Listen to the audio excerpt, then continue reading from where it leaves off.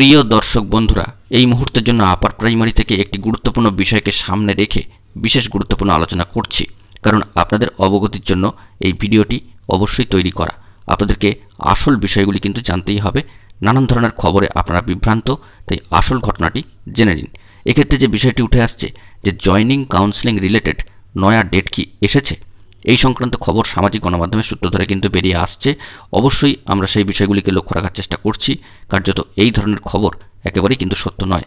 অনেক ক্ষেত্রে সামাজিক গণমাধ্যমের সূত্র ধরে অনেকেই এই ধরনের বার্তা দেন যে জয়নিং কাউন্সেলিং রিলেটেড নয়া ডেট আসলো, কিন্তু এরকম ধরনের কোনো নয়া ডেট কিন্তু আসেনি। যে বিষয়টি এসছে তা সামগ্রিকভাবে এখানে আলোচনা করবার চেষ্টা করছি। বন্ধুরা, ইতিমধ্যেই আপনারা সকলে জেনে গিয়েছেন যে আজকে ফেব্রুয়ারি মাসের শেষ দিন এবং আজকে তৃতীয় দফা আপার প্রাইমারি শিক্ষক নিয়োগ সংক্রান্ত মহানির্ধারক মামলা ম্যাট কেসের আরেক দফা কিন্তু শুনানির দিন ধার্য হয়ে রয়েছে। এবং আপনাদেরকে ইতিপূর্বে আগের ভিডিওতে জানিয়ে দিয়েছি যে 9 নম্বর আইটেমে এই মামলাটি অবস্থান করছে।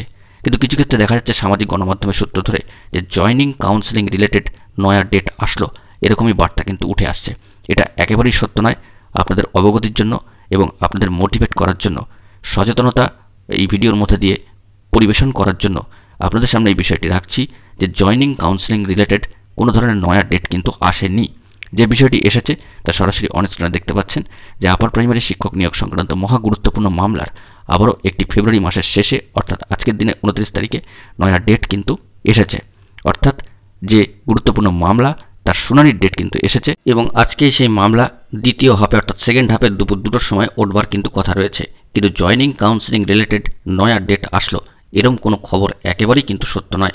আপনাদেরকে অবশ্যই অবগতির জন্য এবং আসল সত্যটি, সঠিক খবরটি জানানোর জন্যই এই ভিডিওটি ক্রিয়েট করা। তাই অবশ্যই সব কাজে রেখে আপনারা কিন্তু এই মোস্ট আর্জেন্ট ভিডিওটি দেখবেন এবং সকলের মাঝখানে শেয়ার করবেন।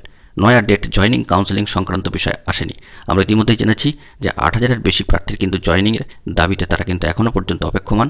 তারা অবশ্যই কাউন্সেলিং সম্পন্ন করে বসে রয়েছেন এবং সেকেন্ড কাউন্সেলিং নোটিফিকেশান, প্রথম কাউন্সেলিং শেষ হওয়ার পরে 1 সপ্তাহের মধ্যে একটা ব্রিফ বা নোটিফিকেশান আসবে বলে এরকম একটা কথা ছিল।